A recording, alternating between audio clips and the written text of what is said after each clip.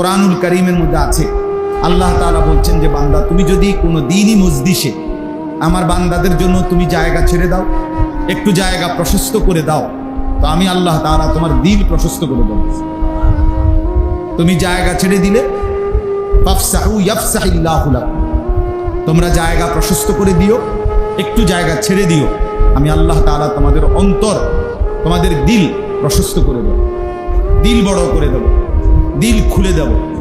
কোরআনুল কারীমের মধ্যে আছে, আল্লাহ তাআলা কোরআনুল কারীমে বলছেন ফামান ইউরিদিল্লাহু আন ইয়াহদিয়াহু ইয়াশরাহ সাদরাহু লিল ইসলাম। আল্লাহ যাকে সিদ্ধান্ত নেয় হেদায়েত দিবে, আল্লাহ যার ব্যাপারে ফয়সালা করে যে আল্লাহ তাকে হেদায়েত দিবে, জান্নাত দিবে, আল্লাহর রাস্তা দিবে, আখিরাতের সন্ধান দিবে, এই ব্যাপারে আল্লাহ যার ব্যাপারে ফয়সালা করে, তো আল্লাহ নিজেই বলেন ইয়াশরাহ সাদরাহু লিল ইসলাম, আল্লাহ তখন নিজেই ওই ব্যক্তির বক্ষ, বুক, অন্তরাত্মা ইসলামের জন্য প্রশস্ত করে দেয়, উন্মোচিত করে দেয়, খুলে দেয়। এই জন্য আল্লাহ যখন কারো দিল পছন্দ করে, ওই দিলের মধ্যে আখিরাতের কথা আল্লাহ যখন দিল খুলে দেয়, তো মনেই হয়, বুঝাই যায় যে আল্লাহ তাকে হেদায়েত দিতে চায়। ফামান ইউরিদিল্লাহু আন ইয়াহদিয়াহু, কোরআনুল কারীমের মধ্যে আল্লাহ বলছে আফামান শারাহাল্লাহু সাদরাহু লিল ইসলাম ফাহুয়া আলা নূরিম মির রাব্বিহ। আল্লাহ যার অন্তরকে ইসলামের জন্য খুলে দিলেন, তো আল্লাহ তাআলা তার অন্তরের মধ্যে একটা আলো জ্বালিয়ে দিলেন, একটা নূর জ্বালিয়ে দিলেন। এই আলোর বরকতেই এইবার সে জান্নাতের রাস্তায় চলতে পারে। এজন্য আসলে আল্লাহর পথে চলা, আল্লাহর ইবাদত করা, আল্লাহর হুকুম পালন করা, এটা আল্লাহর দয়া, আল্লাহ তাআলার স্পেশাল দয়া। যাকে আল্লাহ বিশেষভাবে পছন্দ করে তাকে আল্লাহ তাআলা আখিরাতের পথ দেখায়, জান্নাতের রাস্তা দেখায়, হেদায়েতের রাস্তা দেখায়। আল্লাহ তাকে আল্লাহর হুকুম মানার যোগ্যতা দেয়। আমি সব সময় বলি ভাইয়া এই কথা, ভাত, মাছ, চাল, ডাল, এই ক্ষেত, ফুল, ফল, ফসল, বাড়ি ঘর, টাকা পয়সা, জায়গা জমি, স্ত্রী, সন্তান, এগুলো সবার মিলে কাফের, বেঈমান, মুশরিক, নাস্তিক, মুরতাদ, আল্লাহকে মানে না, এমন সমস্ত মানুষের কপালেই জোটে। এগুলো আল্লাহ সবাইকে দেয়, কিন্তু ঈমান, আমল, ইলম, তাকওয়া, সিজদা, জিকির, তেলাওয়াত, আল্লাহর ইবাদত, আল্লাহর বন্দেগী, আল্লাহকে মানতে পারা, এটা আল্লাহ তাআলা সবাইকে দেয়। এটা শুধুই কেবল যাকে পছন্দ করে তাকে দেয়। ভাত আল্লাহ সবাইকে খাওয়ায়, কিন্তু সিজদা আল্লাহ সবাইকে দিয়ে দেওয়ায়। দুনিয়া আল্লাহ তাআলা সবাইকেই ভোগ করতে দেয়, কিন্তু আল্লাহর বন্দেগী আল্লাহ সবাইকে করতে দেয়। এটা আলাদা বিষয়, এটা সম্পূর্ণ আলাদা বিষয়। ইজা আরাদাল্লাহু বিআবদিন খায়রান ইসতা'মালাহু। নবী সাল্লাল্লাহু আলাইহি ওয়াসাল্লাম বলেন, আল্লাহ তাআলা তার যে বান্দার ব্যাপারে কল্যাণের ফয়সালা করে, আল্লাহ যে বান্দার ব্যাপারে সিদ্ধান্ত নেয় যে তার কল্যাণ করবে, তারে খায়ের দেবে, তো ইসতা'মালাহু, আল্লাহ তাকে কাজে লাগায়, কাজে লাগায়। তো সাহাবীরা জিজ্ঞেস করছে কাইফা ইস্তা'মিলুহু ইয়া রাসূলুল্লাহ, হে আল্লাহ রাসূল, ওই লোকটিকে কাজে লাগায় মানে কি? তো নবী সাল্লাল্লাহু আলাইহি ওয়াসাল্লাম বলেন ইউওয়াফিকুহু লিআমালিন সালিহিন ক্বাবলাল মাউত। আল্লাহ তাআলা তাকে মৃত্যুর আগেই নেক আমল করার তৌফিক দেয়। তাহলে যাকে আল্লাহ নেক আমলের তৌফিক দেয়, বুঝাই যায় আল্লাহ তাকে কাজে লাগাচ্ছেন এবং আল্লাহ তার খায়ের, কল্যাণ চাচ্ছেন। আল্লাহ যার কল্যাণ চায় তার ঠিকানা জান্নাত, তার পরকালীন মুক্তি নিশ্চিত। এই জন্য দোস্ত, এটা জরুরি বিষয়। এই একদূর কথা বোঝা উচিত। কেন আমি নামাজ পড়তে পারি না? মালিকের লানত তোমার উপর, এই কারণে। কেন তুমি সেজদা দিতে পারো না? খোদার গজব তোমার উপর, এই কারণে। কেন তুমি আল্লাহর হুকুম মানতে পারো না? আল্লাহর লানত তোমার উপর, এই কারণে। এই কারণে অভিশপ্ত ওই জিন্দিগি, ওই জিন্দিগি অভিশপ্ত। যে জীবন মালিক চেনে না, আল্লাহ চেনে না, আখিরাত চেনে না, বন্দেগী বুঝে না, অথচ সব বুঝে। দুনিয়া কিভাবে ভোগ করতে হয়, দুনিয়ার সমস্ত বাটপারি, সিটারি, দুনিয়ার সমস্ত 2 নম্বরই 6 নম্বরই সব বুঝে, কিন্তু আখিরাত চেনে না, মালিক বুঝে না। সব পড়তে পারে কিন্তু কোরআন পড়তে পারে, সব কথা বলতে পারে কিন্তু আল্লাহর নাম নিতে পারে, এর চাইতে ভারী কাজও করতে পারে কিন্তু নামাজের সিজদা দিতে পারে। রাত্রি জায়গা কত কষ্টের কাজ করে কিন্তু ফজরের নামাজের জন্য জাগতে পারে। কেন পারে না? কেন জবানে কোরআন পড়তে পারে না? খোদার লানত হতে পারে। ওই জিন্দগি অভিশপ্ত, ভাত মাছ তো আল্লাহ খাওয়ায়, আল্লাহ বলে ঠিক আছে খাইতে থাকো, কোনো অসুবিধা নেই, এগুলো কোনো বিষয় না। এই ভাত তরকারি আমি আল্লাহর কাছে কিচ্ছু না। দেখো না এগুলো শেষ পর্যন্ত পায়খানা বানায় ফেলি। এত দামি দামি খাবার, এত গোশত মাছ, এত উৎকৃষ্ট খাবার, আমি আল্লাহ তাআলা শেষ পর্যন্ত পায়খানা বানায় ফেলি। এগুলো যদি কোনো মূল্য থাকতো পায়খানা হলো কেন? এগুলোর নতিজা কি? দুর্গন্ধ। এগুলোর নতিজা ফলাফল কি? বাথরুম। এছাড়া আর কি? এই জন্য দোস্ত, এটা বাবা, এটা বোঝা উচিত। আল্লাহ তাআলা যাকে পছন্দ করে, আল্লাহ যার কল্যাণ চায়, তাকে আল্লাহ তাআলা ইউফাক্কিহু ফিদ্দীন, মান ইউরিদিল্লাহু বিহি খায়রান ইউফাক্কিহু ফিদ্দীন। নবী সাল্লাল্লাহু আলাইহি ওয়াসাল্লাম বলেন, আল্লাহ তাআলা যার কল্যাণ চান তাকে আল্লাহ তাআলা দ্বীনের সর্বোচ্চ বুঝ দান করেন। দ্বীনের বুঝ, আখিরাতের বুঝ, আখিরাতের বুঝ, আখিরাতের বুঝ। এজন্য আমার শায়খ আল্লামা মুফতি মুশতাকুর নবী কাসেমী হুজুর সব সময় বলে যে আল্লাহর কাছে নিজের বিবি বাচ্চার জন্য দ্বীন চান, দ্বীন। আল্লাহ আমার সন্তানকে দ্বীন দান করেন, আমার ছেলেটাকে দ্বীন দান করেন, মেয়েটাকে দ্বীন দেন, একটা ভালো জামাই দিয়েন, বিদেশের একটা ভিসা দিয়েন, একটা বাড়ি করবার তৌফিক দিয়েন। আল্লাহ আমি বেঁচে থাকতে থাকতে এই জমিখান কিনবার তৌফিক দিয়েন। আরে ভাইয়া, এটা তেমন কোনো দোয়া না, এগুলো কোনো বিষয়ই না, এগুলো দোয়া চাওয়ার কোনো বস্তুই না। দুনিয়া এমনিই মিলে যায়, দুনিয়া এত চাইতে হয় না, এমনিই মিলে যায়। যাকে যেটা দেওয়ার বরাদ্দ এইটা আল্লাহ পৌঁছাবে, এটা আসবেই।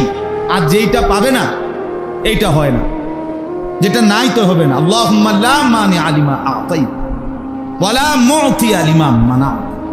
নবীজি দোয়া করতেন, আল্লাহ আপনি দিলে বাধা দিবে কে? আপনি না দিলে দেবে কি? বলেন, আল্লাহ দিলে বাধা দিবে কে?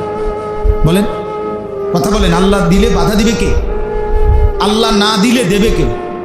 তো ওয়া ইন ইয়ামসাসকাল্লাহু বিদুররিন ফালা কাশিফা লাহু ইল্লা হু। আল্লাহ বলেন, আল্লাহ যদি তোমাদের কারো ব্যাপারে কোনো মুসিবত, কোনো অকল্যাণ, কোনো বিপদের সিদ্ধান্ত নেন, পৌঁছান, ফালা কাশিফা লাহু ইল্লা হুয়া, ওই বিপদ আর মুসিবত থেকে উদ্ধারকারী আল্লাহ ছাড়া আর কেউ নেই। ওয়া ইন ইউরিদিকা বিখাইরিন ফালা রাদ্দা লিফাদলিহি, আর আল্লাহ যদি কারো ব্যাপারে খায়ের, কল্যাণের ইচ্ছা করে, তো আল্লাহর সেই কল্যাণও প্রতিহত করে দিবে, এমনও কেউ নেই, এমনও কেউ নেই, এমনও কেউ নেই। ইউসিবু বিহি মান ইয়াশাউ মিন ইবাদিহি, আল্লাহ যাকে চান তার কল্যাণ তিনি তাকে পৌঁছান। এজন্য প্রিয় ভাই আমার, দোস্ত আমার, বন্ধু আমার, এটা ভাবা উচিত, আলাদাভাবে ভাবা উচিত নিজের জিন্দেগি। এই জন্য ইবাদতের তৌফিক, আমলের তৌফিক, আল্লাহর কথা বলার সুযোগ, আল্লাহর কথা শুনবার সুযোগ, আল্লাহর কথার আয়োজন করবার সুযোগ, এই সবটাই আল্লাহ তাআলার দেওয়া খাস বিশেষ তৌফিক। এটা আল্লাহর বিশেষ দয়া, যাকে আল্লাহ কোরআনের পথ দেখাইছে, আখিরাতের পথ দেখাইছে, অনুভূতি দেখাইছে। আমি এই মাত্র একটা ছেলে আমার সাথে আমার নিয়ে আসছে মোটরসাইকেল নিয়ে, ওই আমার মোটরসাইকেলে বসে একটা সুন্দর প্রশ্ন করছে। তো সে জিজ্ঞাসা করছে, তো হুজুর ছোটবেলার একটা বিষয় আমার জানতে চাইছে, তার ব্যক্তিগত, তো তার একটা অনুভূতি, ছোটবেলার একটা ভুল, এই ভুল করছে, এই ভুলের অনুভূতিটা জানতে চাইছে, এখন আমি কি করতে পারি। তা আমি তাকে বলছি, আমার কাছে একটা জিনিস ভালো লাগছে যে নিশ্চিত মালিক দয়া করছে, পছন্দ করছে, এজন্য নিজের ভুলের অনুভূতি নিজে বুঝতে পারে। এটা ইহসান মালিক, এটা মালিকের দয়া যে আল্লাহ যাকে ভালো চায়, আল্লাহ যার কল্যাণ চায়, তাকে আল্লাহ বদলাইবার সুযোগ দেয়, আল্লাহ তাকে পরিবর্তনের তৌফিক দেয়। গুনার পর গুনাহ, নাফরমানির পর নাফরমানি, অনবরত, অব্যাহত, প্রতিনিয়ত, তার উপরে আল্লাহর লানত। নুয়াল্লিহি মা তাওয়াল্লা ওয়া নুসলিহি জাহান্নাম। দাঁড়াইয়া ভিডিও করো, এ ছেলে, দাঁড়াইয়া সবার ছবি উঠাও, প্রত্যেকের ছবি উঠাও, সবাই থেকে যাওয়ার সময় 1 টাকা করে নিও, তুমি তো সবার ছবি উঠাইছো। অপদার্থ কোথাকার, আকামের আর সময় নাই, জায়গা নাই, আবার হাসে বেউকুফের মতো। কি বুঝ তোমাদের, বলো ভাইয়া? এতটুকু ন্যূনতম আকল, সামান্যতম বুঝ বুদ্ধি তো থাকা উচিত। বুঝতো এটা কি একটা পার্কে আসছো যে বসে বসে সবার ছবি উঠাইতেছে? ফালতু কাজের কি অর্থ আছে? কে চায় কার ছবি? এটি কিত্তা উঠাইলে তুমি? এই মানুষ সবগুলোর ছবি উঠাইলে সবাই তোমার চা খাওয়াইবে, তুই কার টাইম আছে? ফালতু কাজ, ফালতুরও তো একটা সীমা আছে, বুঝছেন? ওই যে আমি এখন আসতে শুনলাম তুমসে ড্যাকসেট বাজাইয়া গান বাজাইতেছে, তা আমি ওই ছেলেটারে বললাম যে মূল কারণ হলো শয়তান তার ফাসাদ যে বাইরেইতেছে, এইটার কারণে সে নাচতেছে।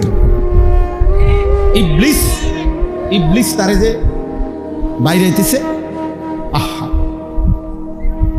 আফসোসের বিষয়, ঈদ পালন করছি, মুসলমানের সন্তান আমরা ঈদ পালন করছি, ঈদ পালন করছি।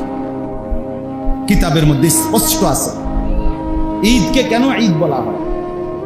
ঈদকে এই জন্য ঈদ বলা হয়, ইলাইহি আওয়াইদুল ইহসান, বান্দার দিকে আল্লাহ তাআলার ইহসান, দয়া, অনুগ্রহ পুনরায় ফিরে আসে। অর্থাৎ দীর্ঘ একটি মাস তার দিনের বেলা খাদ্য পানীয়, হালাল স্ত্রীর কাছে যাওয়া এটা নিষিদ্ধ ছিল। এই খাবারের অনুমতি, পানীয় অনুমতি, স্ত্রীর কাছে যাওয়ার অনুমতি, তার এই বিষয়টা আল্লাহ তাআলা আবার ফিরাইয়া দিয়েছেন। ঈদের চাঁদ উঠাতে রমজান শেষ না, তো আল্লাহ তাআলা ওই আগের হুকুম আবার কি নিষেধাজ্ঞা রহিত করে দিছেন, আর বৈধতার অনুমতি আবার ফেরত দিছেন। এই যে ইহসান, আল্লাহ দয়া করলেন। আল্লাহ তাআলা যদি চিরতরে বলতেন যে খানা বন্ধ, চিরতরে যদি বলতেন বাকি হায়াত পানীয় বন্ধ, বাকি হায়াত স্ত্রীর কাছে যাওয়া বন্ধ, তো আল্লাহকে বাধা দিবার কে আছে? তো আল্লাহ যে আবারও সেই হুকুম ফেরত দিলেন। আল্লাহ বললেন একবার আচ্ছা চাঁদ উঠামু, কিন্তু মনে করেন ঈদের চাঁদ উঠলই না, আপনি নতুন চাঁদ না উঠলে আপনি রোজা ভাঙবেন কেন? রোজা ভাঙবেন কিভাবে?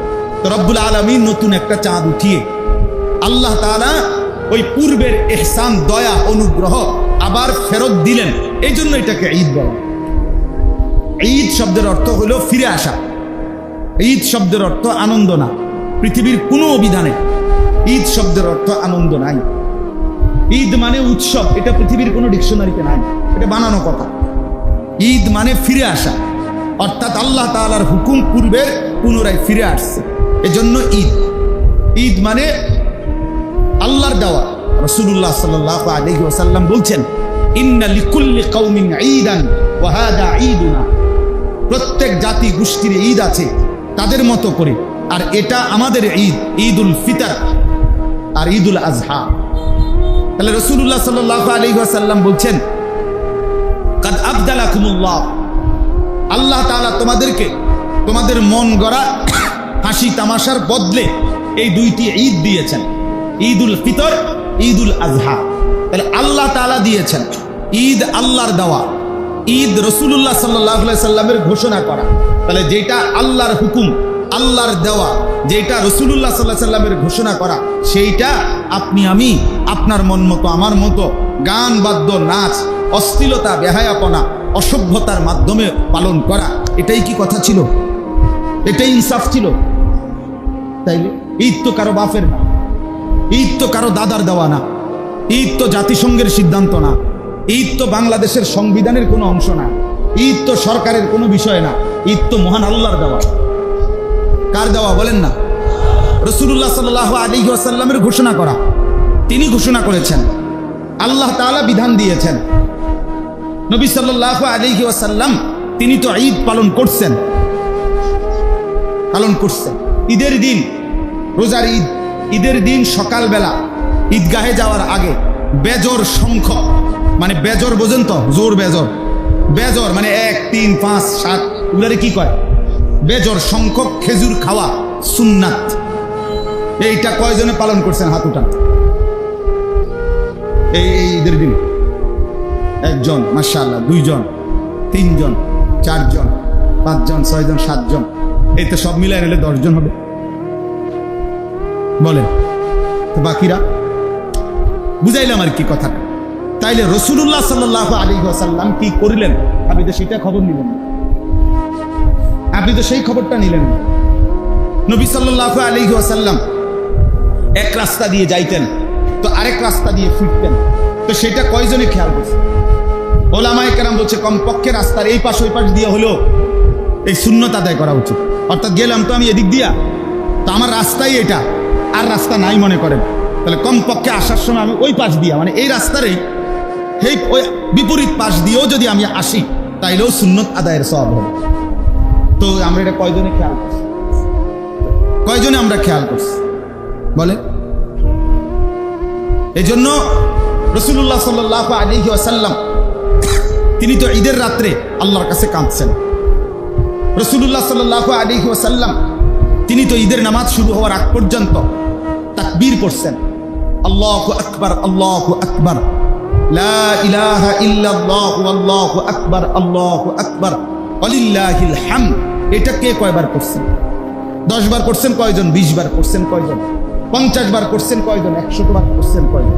তাহলে যেগুলো সুন্নাত ঈদের দিনে নবী সাল্লাল্লাহু আলাইহি ওয়াসাল্লাম যা করেছেন তা পালন আপনি করলেন না, মন মতো নিজের ইচ্ছা মতো।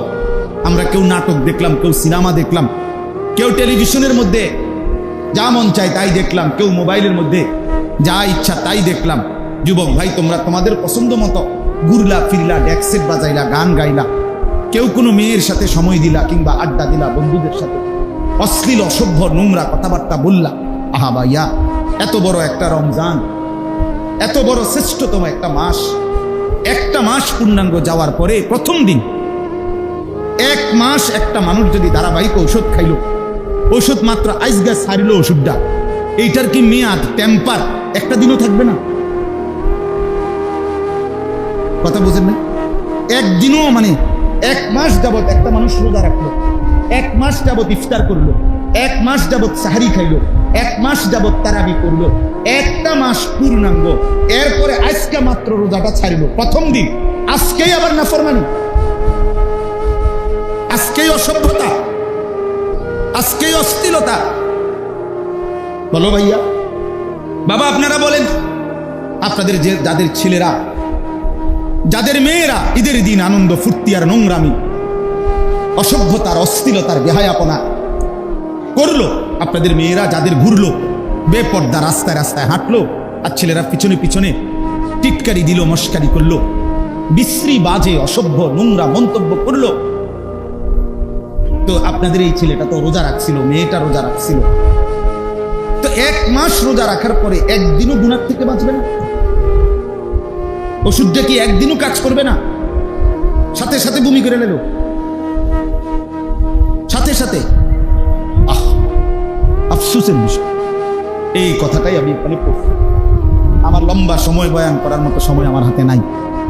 আমি সবার কাছে দোস্ত নওজোয়ান বাবা ভাই, আমি সহ আমরা সবার কাছে অনুরোধ করতে চাই, কোরআনুল কারীমের সূরা বাকারার 185 নম্বর আয়াতের অংশবিশেষ আমি পড়ছি। মূলত কোরআনুল কারীমের সূরা বাকারার 5টা আয়াতের মধ্যে আল্লাহ তাআলা রমজান সম্পর্কিত বিস্তারিত কথা বলছেন। 183 নম্বর থেকে 127। ছেলেরা বাবা মোবাইলটা দিকে নজর দিও না, আমার দিকে তাকাও অল্প, শেষ করে দিচ্ছি আমি একটা। তোমার মোবাইল তোমার কাছেই থাকবে দোস্ত, তোমার মোবাইল কোনো আমি দিচ্ছি না, তোমারটা তোমার কাছেই রাখ, এটা নিয়েই তুমি কবরে যাই, অসুবিধা নেই। কবরে অনেক লম্বা সময় পাইবা দোস্ত, ইসরাফিল ফু দেওয়ার আগ পর্যন্ত আর কোনো ব্যস্ততা থাকবে না, একাকি থাকবা, তো নিরিবিলি শুধু মোবাইল দিবে, অনেক সময় দিবে ফেরেশতা, তুমি ফেরেশতাই নিজ দায়িত্বে এমবি ঢুকাই দিবে, চার্জ দিয়ে দিবে, অথবা নিজেই যদি পারিবারিকভাবে ওইখানেও যদি লাইন দিয়ে দেয় তাইলে তো হইল। অনেক সময় পাইবা দোস্ত, অনেক লম্বা সময়। ব্যস্ততম এই দুনিয়া তোমার কেউ ডাকবে না, বন্ধুরা আর কেউ ডাকবে না, এই স্বজন আর কেউ খুঁজবে না, কেউ খুঁজবে না। একদিন সব ভুলে যাবে, স্বার্থপর এই দুনিয়া কেউরে মনে রাখে, কেউরে মনে রাখে। এই জন্য আল্লাহ তাআলা বলেন, এই 5টি আয়াতের মধ্যে আমি 185 নম্বর আয়াতের অংশ বিশেষ করছি। এই কথাটা বললেই আমার কথা শেষ। আল্লাহ তাআলা বলেন, ওয়ালিতুকমিলুল ইদ্দাতা, তোমরা রমজান মাসের সংখ্যাটা মানে পুরা মাস গুনে গুনে পূর্ণ করো। আল্লাহ বলে, বান্দা পুরাটা রমজান গুনে গুনে প্রতিদিন, প্রতি রাত, প্রতি সেকেন্ড, প্রতি মিনিট, প্রতি ঘন্টা, প্রতি মুহূর্ত আমি আল্লাহ তাআলা সর্বোচ্চ দামে আমি সাজাইছি। আমি আল্লাহ নিজে সাজাইছি বান্দা, রমজান আমি সাজাইছি। রমজানের রাত, দিন, ঘন্টা, মিনিট, সেকেন্ড আমি আল্লাহ নিজ হাতে সাজাইছি। অতএব সর্বোচ্চ দামি মুহূর্ত রমজান। এক এক সেকেন্ড। আমার শায়েখ আল্লামা মুফতি মুশতাকুন নবী কাসেমি, রমজানের শেষ দিন আমরা ইতিকাফে হুজুরের সাথে এইবারও প্রায় 1100 সাথী এক মসজিদে আমরা ইতিকাফ করছি। একই মসজিদ, প্রায় 1100-র মতো মানুষ, বুঝেন? এক মসজিদে 1100 লোক ইতিকাফ করে, হয় করছে 1100। তো এই শেষ দিন আসরের পরে এই মুনাজাত ঘটছে, নিজে কিছুক্ষণ মুনাজাত করছে, আমরাও মুনাজাত করছি, সবাই হুজুর নিজের হাতে ছেড়ে দিছে যে যার যার দোয়া করতে থাকেন। আমরা ব্যক্তিগতভাবে সবাই বলতে বলতে নিজের দোয়া করতে করতে আর কথা নাই, সব শেষ। কিন্তু হুজুরে দেখছি তাকাইয়া ঠিক ইফতারের আজানের আল্লাহু আকবার এই প্রথম শব্দটা বলার পর্যন্ত উনি 1 সেকেন্ডের জন্য হাত নামায়। তার মানে উনি এটা বুঝাইছে যে রমজানের শেষ সেকেন্ডটাও দাম, শেষ সেকেন্ড দাম, শেষ সেকেন্ড দাম। প্রথম রমজান যেদিন, সেদিন আমরা মদিনা শরীফ ছিলাম, আমি, আমার শায়েখ হুজুর তাকুন নবী কাসেম হুজুর সহ। তো প্রথম রমজানের চাঁদ উঠছে যেদিন, সেদিন মাগরিবের নামাজে ইমাম সাহেব ইয়া আইয়ুহাল্লাযীনা আমানু কুতিবা আলাইকুমুস সিয়াম, মদিনা মসজিদে নববীর আল্লাহ রাসূলের রওজা পাকের সামনে যে মসজিদ, মসজিদে নববীতে ইমাম সাহেব এই তেলাওয়াত করছে। আমরা তখনই বুঝছি যে চাঁদ উঠছে, কারণ এই আয়াত পড়ছে মানেই হলো চাঁদ উঠছে। ওটা তারা ঘোষণা করে না যে চাঁদ উঠছে, মাইকে বলে নাই। তো নামাজের সালাম ফিরাইয়া মক্কা মদিনায় 5 ওয়াক্ত নামাজের পরেই জানাজা হয়, মানুষের জানাজা। তো ওই দিন মাগরিবের পরেও জানাজার ঘোষণা হয়েছে। তো আমার শায়েখ আল্লামা মুফতি মুশতাকুন নবী কাসেম হুজুর বলতেছেন, আমি পাশে বসা, মাওলানা একদম কাঁদা দিছে, কয় মাওলানা এই যে মানুষগুলোর জানাজা হচ্ছে এখন হবে যাদের, এরা গত 2 মাস রমজানের আশা করে কত দোয়া করছে, কিন্তু এতদিন হায়াত পাইয়া লাস্ট টাইম পর্যন্ত রমজানের চাঁদ তো উঠলো, কিন্তু তাদের জিন্দেগির হায়াত তো শেষ হলো। বুঝেন নাই কথা? হ্যাঁ, শেষ হায়াত তো চলে গেল তাদের, অথচ এই মানুষটাও চাইছিল। তাহলে এবার ভেবে দেখেন, এই ঈদের দিন, আরে রমজানের চাঁদ যেদিন উঠছে সেই সন্ধ্যা থেকে নিয়ে রমজান যেদিন শেষ হয়েছে, ওই দিন আমাদের ওইখানে গত বছর একজন লোক ইতিকাফ করছিল আমাদের সাথে। এই বছর উনি অসুস্থ, ইতিকাফে আসে নাই।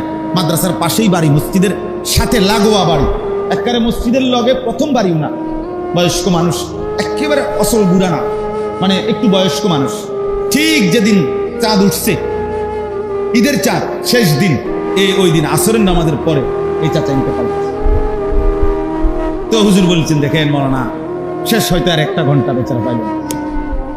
রমজান তো সে পাইছে, কিন্তু হয়তো 1 ঘন্টা আর কি পায় না, পূর্ণ রমজান তো পেল না। তাইলে রমজানের প্রথম সেকেন্ড, ওই সময়ও কতজনের মৃত্যু হয়েছে। রমজানের শেষ সেকেন্ড, ওই সময়ও অনেকের মৃত্যু হয়েছে। আমার ভাই, আমার বন্ধু, আমাদেরকে আল্লাহ তাআলা, তোমাকে, আমাকে, আপনাদেরকে, আমাদেরকে আল্লাহ তাআলা পুরো 1 মাস হায়াত দিছে। আমাকে আল্লাহ তাআলা সুস্থ রাখছে, আমাদেরকে সুস্থ রাখছে। কি পরিমাণ ইহসান কদর করছে আল্লাহ আমারে দয়া করে। আল্লাহ তাআলা রমজান আমাদেরকে দিয়েছে, পূর্ণ মাস আমরা হায়াত পেয়েছি। তো আল্লাহ তাআলা বলছে, বান্দা ওয়ালি তুকমিলুল ইদ্দা, আমি তোমার কাছে চাই আমার পুরা রমজান গুনে গুনে পূর্ণ করবা, নামাজ পূর্ণ করবা, রোজা পূর্ণ করবা, ইফতার পূর্ণ করবা, সাহারি পূর্ণ খাইবা, তারাবি পূর্ণ পড়বা, ইতিকাফ করবা, সবে কদরের বেজর রাত্রিগুলো তালাশ করবা, পুরোপুরি করবা বন্দিগি সবটা। তাহলে আল্লাহ তাআলার চাওয়া ছিল এটা আমাদের কাছে। তাইলে তারাবির নামাজ আপনারা এবার ইনসাফ করে দেখেন, আল্লাহ তো চাইছে পুরা রমজান আমরা পূর্ণ করি, সবগুলো বিধান স্পেশালি আলাদা। আল্লাহ তাআলা 6টা বড় বড় নিয়ামত, বিশেষ ইবাদত রমজান উপলক্ষে বিশেষ দিয়েছেন। আগের গুলো তো আছেই, অতিরিক্ত ইবাদত বেশি দিয়েছেন 6টা। রোজা পুরা 1 মাস, এরপরে তারাবি, এরপরে ইফতার, এরপরে সাহারি, এরপরে শেষ দশকে, শেষের 10 দিনের এতেকাফ, আর হলো শেষ দশকের বেজর রাত্রিগুলো সবে কদরের তালাশ। বেজর রাত্রি 21, 23, 25, 27, 29, এই শেষের 5 রাত্রি বেজর রাত্রিগুলোতে সবে কদরের আশায় দোয়া কান্নাকাটি ইবাদত বন্দিগি করা, রাত্রি জাগা। এখন আল্লাহ বললেন, বান্দা সবগুলো হুকুম পুরা মাস পূর্ণ করল। তো এখন একবার ইনসাফের সাথে ভেবে দেখেন, যারা রমজানের শুরু দিয়ে 8 দিন 10 দিন তারাবি পড়লেন, পরের 20 দিন তারাবি পড়লেন না, 15 দিন তারাবি পড়লেন না, কেন পড়লেন? প্রথম 10 দিন কেন পড়লেন? পরের 10 দিন কেন ছেড়ে দিলেন? প্রথম 10 দিন কাকে মহব্বত করে তারাবি পড়লেন, শেষের 15 দিন কারের শত্রুতা করে ছেড়ে দিলেন? কারের শত্রুতা করে ছেড়ে দিলেন? বলেন ইনসাফ বলেন।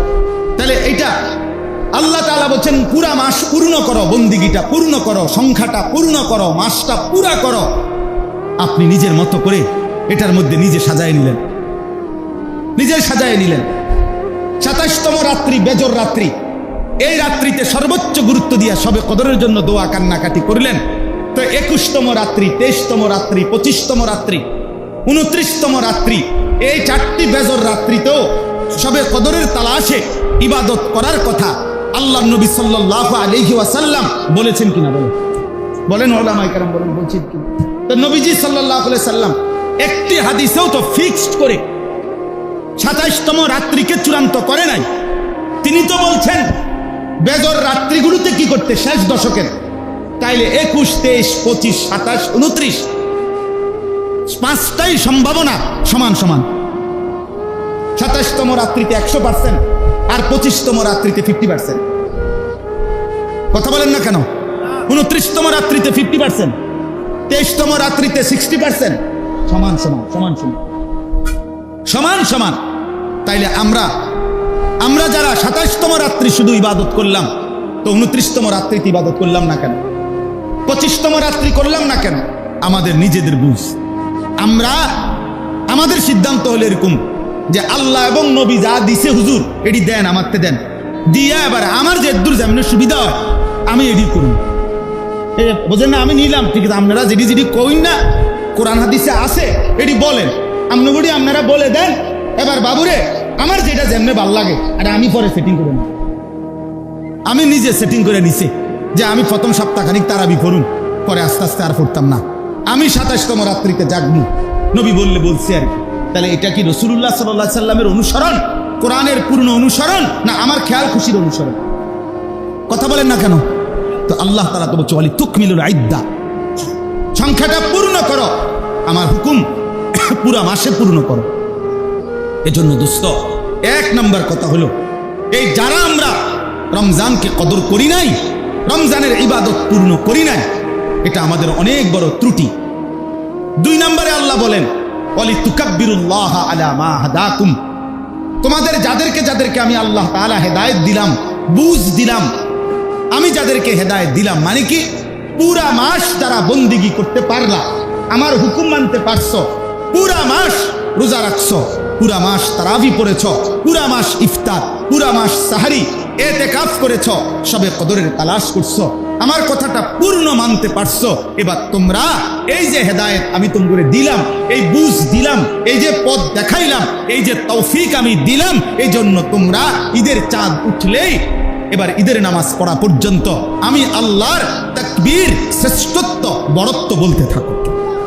আল্লাহু আকবার, আল্লাহু আকবার, লা ইলাহা ইল্লাল্লাহু, আল্লাহু আকবার, আল্লাহু আকবার, ওয়ালিল্লাহিল হামদ। তাকবীর বলতে থাকো, তাকবীর বলতে থাকো। আল্লাহ আপনি বড়, আপনি বড়, আপনি আমারে হায়াত দিবেন, আপনি বড়, আপনি আমারে রোজা রাখার মতো সুস্থতা দিবেন, আপনি বড়, আপনি আমারে 20 রাকাত তারাবিতে দাঁড়িয়ে থাকবার মতো যোগ্যতা দিয়েছেন, আপনি বড়। আল্লাহ আমারে পুরাটা মাস সাহরি খাওয়ার তৌফিক দিয়েছেন, আপনি বড়, আপনি আমারে ইফতারের তৌফিক দিয়েছেন, আপনি বড়, আপনি আমারে ইতিকাফের তৌফিক দিয়েছেন, আপনি বড়, আপনি আমারে সবে কদরের বেজর রাত্রিগুলো জাগবার সুযোগ দিয়েছেন, আপনি বড়। আপনি হায়াত না দিলে আমি বন্দিগি কিভাবে করতাম, আমি সুস্থতা না দিলে আমি ইবাদত কেমনে করতাম, আমারে দাঁড়াইবার যোগ্যতা না দিলে আমি তারাবির জন্য কিভাবে দাঁড়াইতাম। আয় মাওলা, আপনি শ্রেষ্ঠ, আপনি বড়। আল্লাহু আকবার, আপনি বড়। এই এজন্য তাকবীর বলতে হয়। আচ্ছা, আর শেষ কথা হলো আল্লাহ তাআলা বলেন ওয়ালা আল্লাকুম তাশকুরুন। কেন বান্দা তোমারে বলছি রমজান পূর্ণ করো, রমজানের ইবাদত পূর্ণ করো, রমজানের পুরা মাস আমার বন্দিগি পূর্ণ করো। আল্লাহ বলেন যেন তোমরা প্রত্যেকেই পূর্ণ এক মাস ইবাদত, আমল, ইফতার, সাহারি, রোজা, তারাবি, এতেকাফ, শবে কদরের তালাশ, জিকির, কোরআনুল কারীমের বেশি বেশি তেলাওয়াত, দান, সাদাকা, যাকাত, সাদকাতুল ফিতর, এই সমস্ত বন্দিগি যেন করে লাআল্লাকুম তাশকুরুন, তোমরা যেন আমি আল্লাহর শুকর আদায় করতে পারো। তোমার ভিতরে যেন এই বুঝ আসে যে আমার আল্লাহর শুকর আমি আদায় করা উচিত। আল্লাহ যে আমার এতগুলো আমলের তৌফিক দিয়েছে, আল্লাহ যে আমাকে সুযোগ দিয়েছেন, আল্লাহ যে আমাকে তৌফিক দিয়েছেন। এই জন্য রমজানের একটা উদ্দেশ্য বান্দার মধ্যে শুকরের মেজাজ, কৃতজ্ঞতার অনুভূতি তৈরি হওয়া। এই কথাটাই শেষ। এই কথাটার 2টা মিনিট একটু মনোযোগ দিয়ে শুনেন। রমজানের একটি উদ্দেশ্য, আল্লাহ তাআলা চায় রমজান পেয়ে আমার বান্দার মধ্যে যেন শুকরের অনুভূতি আসে, কৃতজ্ঞতার অনুভূতি। কৃতজ্ঞতা বোঝেন? মানুষ বলে না যে কৃতজ্ঞতা, আমি আপনার কৃতজ্ঞতা আদায় করছি, আপনি আমার অনেক বড় উপকার করছেন ভাই, শুকরিয়া আপনার, আপনি আপনার প্রতি কৃতজ্ঞ, চিরকৃতজ্ঞ থাকবো, আমি আপনার কথা মনে রাখবো। এই যে কৃতজ্ঞতা, তাশকুরুন, শুকর। আল্লাহ বলেন রমজানের মতো শ্রেষ্ঠতম নিয়ামত আমার বান্দা পুরা মাস পেয়ে এবার তার ভিতরে শুকর আসবে, আল্লাহর প্রতি কৃতজ্ঞতা আসবে, এটা আমি চাচ্ছি না। এখন আপনারাই বলেন, যুবক ভাই তোমরা ইনসাফের সাথে, প্রিয় ভাই আমার বন্ধু, আমার ভাই, কেউ আমার সন্তান, কেউ আমার ছোট ভাই, কেউ আমার বন্ধু, দোস্ত, আমি সবাইকে জানতে চাই তোমার ভিতরে শুকরের অনুভূতি রমজান পাওয়ার পরে আসছে কিনা। এটাই আমি বলছিলাম যে রমজানের পাওয়ার পর পূর্ণ এক মাস যারে আল্লাহ হায়াত দিল, একটা মাস যে রোজা রাখলো, তার ভিতরে যদি ন্যূনতম কৃতজ্ঞতা থাকতো, আরে বেটা তোর ভিতরে যদি সামান্যতম লজ্জা, বিবেক থাকতো, তাহলে তুই নাফরমান ঈদের দিনে এত বড় অসভ্যতা করতে পারতি না বেটা। তুই জানোয়ার, এই কারণে তোর ভিতরে এক জাররা, এক বিন্দু রমজান কোনো প্রভাব ফেলে নাই, তোর কলিজায় কোনো আঘাত করে নাই, তোর শরীরে রমজানের কোনো আসর করে নাই। এই জন্য তুই তোর অসভ্যতা, নর্তকী আর নোংরামি আর এই জিনা ব্যভিচারের আড্ডা নিয়ে পড়ে রইলি। তোর উপরে আল্লাহর লানত, আল্লাহর লানত, আল্লাহর লানত পড়ে তোর উপরে, খুদা লানত পড়ে।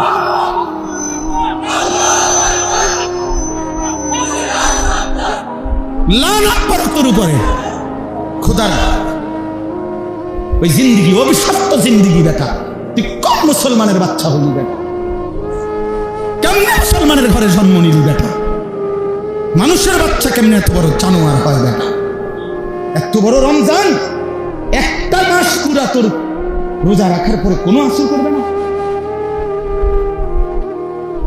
লানত তোর উপরে বেটা, লানত তোর শাহওয়াতের উপরে, অভিশাপ বেটা।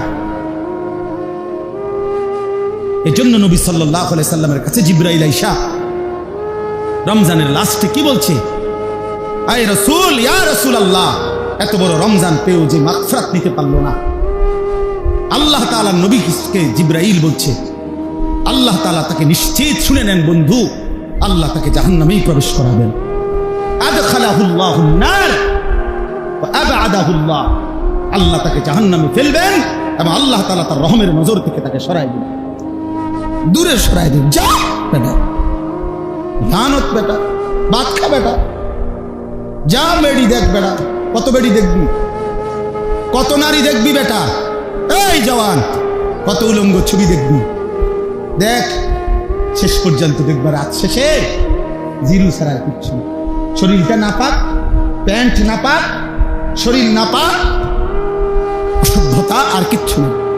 যৌবনের সক্ষমতা নষ্ট হয়েছে, শরীরের ক্ষমতা নষ্ট হয়েছে, ধীরে ধীরে যৌবনের শক্তি নষ্ট হয়ে যাচ্ছে।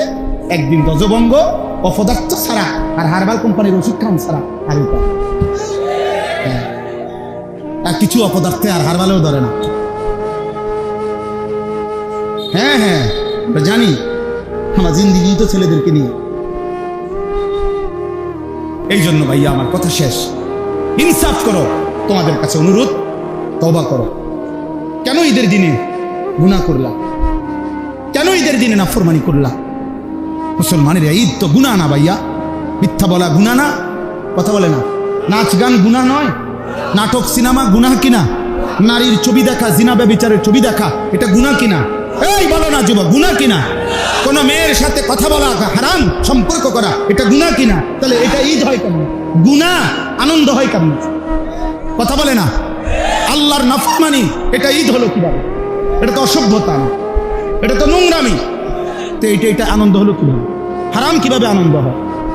চুরি এটা একটা আনন্দের বিষয় না, মিথ্যা বলা এটা একটা আনন্দের বিষয় না, জিনা ব্যভিচার এটা একটা আনন্দের বিষয় না, মদ জুয়া এটা একটা আনন্দের বিষয় না, তাইলে গুনাহ কেমনে আনন্দের বিষয় হয়? গুনাহ নাফরমানি কেমনে আনন্দের বিষয় হয়? এই জন্য আমরা প্রত্যেকেই ইনশাআল্লাহ, প্রিয় ভাই আমার, ফিরে আসো। ঘুরে ফিরে হাজার বারো যদি আমরা বলি, আমাদের কথা এটাই, ফিরে আসো আল্লাহর দিকে, গুনাহ ছেড়ে দাও, আল্লাহর এত বড় নারাজ করো না, নিজের উপরে এত বড় জুলুম করো না বাবা, নিজের এভাবে ধ্বংস করে দিও না। আল্লাহ তাআলা আমাদের প্রত্যেককে গুনাহ থেকে ফিরে আসবার তৌফিক দান করেন। আজকের এই মুবারক মাহফিল আল্লাহ তাআলা কবুল করে নেন। আল্লাহ তাআলা নওজোয়ান ছেলেদের এই উপস্থিতিকে আগামী ইসলামের জন্য কবুল করে নেন। প্রিয় ভাই তো হিম্মতের সাথে বলছে, আমরাও বলি হিম্মতের সাথে, ইনশাআল্লাহ বাংলাদেশের আগামীর সম্ভাবনা, ইসলামের সম্ভাবনা, কোনো সন্দেহ নাই ইনশাআল্লাহ। সারা বাংলাদেশের যুবকরা প্রতিদিন আলহামদুলিল্লাহ, প্রতিদিন গুনার রাস্তায় যে পরিমাণ যুবক যাচ্ছে, আলহামদুলিল্লাহ আমরা মনে করি সমপরিমাণ নওজোয়ান আল্লাহর দিকেও ফিরতেছে আলহামদুলিল্লাহ। হ্যাঁ, দুই একজন তোমরা যারা গুনাহ, অশ্লীলতা, সারাদিন নারী ছবি উলঙ্গ দৃশ্যের মধ্যে পড়ে আসো, দোস্ত তোমরা মনে করো না সবাই এই তালেই আছে, না না, তোমার কাছে যেমন অসতের খবর আছে, আমার কাছে ভালো ফুলানির খবরও আছে, বুঝছিনি? ইনশাআল্লাহ আমরা ভালো ফুলানির হিসাব রাখ আলহামদুলিল্লাহ। এই জন্য আল্লাহর দিকে ফিরতেছে এমন যুবক অগণিত, অগণিত সেজদা করে আল্লাহর গোলামি করে চোখের পানি ফেলে কাঁদে এমন যুবক আলহামদুলিল্লাহ এখন অনেক। আমাদের সাথে 1100 যেই মানুষ ইতিকাফ করছে, এখানের মধ্যে অর্ধেকের চাই সমান হবে সব নওজোয়ান, সব নওজোয়ান। আল্লাহ তাআলা সবাইকে ভালো রাখেন, এই সংগঠন আল্লাহ কবুল করে নেন, আজকের আয়োজনে আল্লাহ তাআলা বরকত দান করেন, আমিন। আর কোনো কথা? আলহামদুলিল্লাহ রাব্বিল আলামিন। মওলায়ে করিম আপনি মাফ করে দেন, রব্বে করিম আপনি মাফ করে দেন, মেহেরবান মওলা আপনি মাফ করে দেন। আল্লাহ আমার সন্তানদেরকে, যুবকদেরকে, নওজোয়ানদেরকে গুনাহ থেকে ফিরে আসবার তৌফিক দান করেন। আল্লাহ ওরা বুঝে নাই মওলা, ওরা বুঝে নাই, আপনি মাফ করে দেন, আপনি মাফ করে।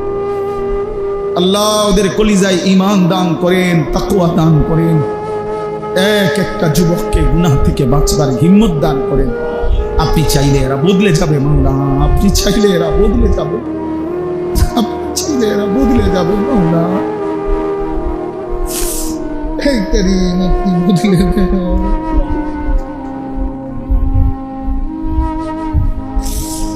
আল্লাহ দয়া করেন, আপনি মাহফিল কবুল করে নেন, এলাকার সমস্ত কবরবাসীদেরকে মাফ করে দেন, বয়স্ক বাবা চাচাদেরকে আরো বেশি নেক আমলের তৌফিক দেন, মা বোনদেরকে পর্দা পুশিদা দান করেন, সমস্ত কবরবাসীদেরকে মাফ করে দেন, অসুস্থ বিমারি যারা শিফা করে দেন, প্রত্যেকের কামাই রুজিতে হালাল বরকত দান করেন, প্রবাসী যারা বিদেশের জমিনে সহি সালামতে নিরাপদে রাখেন মওলা।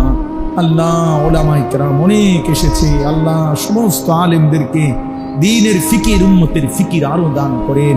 আল্লাহ এই সংগঠন, যুব সংগঠন আপনি কবুল করে নেন, আগামী দিনেও এদেরকে এমন সুন্দর মাহফিলের ইন্তজাম করার তৌফিক দান করেন, প্রত্যেকের নেক মাকসাদ আপনি পূরণ করে দেন। আল্লাহ আবারও ফরিয়াদ করছি, আমার নওজোয়ানদেরকে ফিরায় দেন, বদলে দেন, মজলুম ফিলিস্তিনিদেরকে রেহাই দিয়ে দেন, গাজ্জার মজলুম মুসলমানদেরকে রেহাই দিয়ে দেন।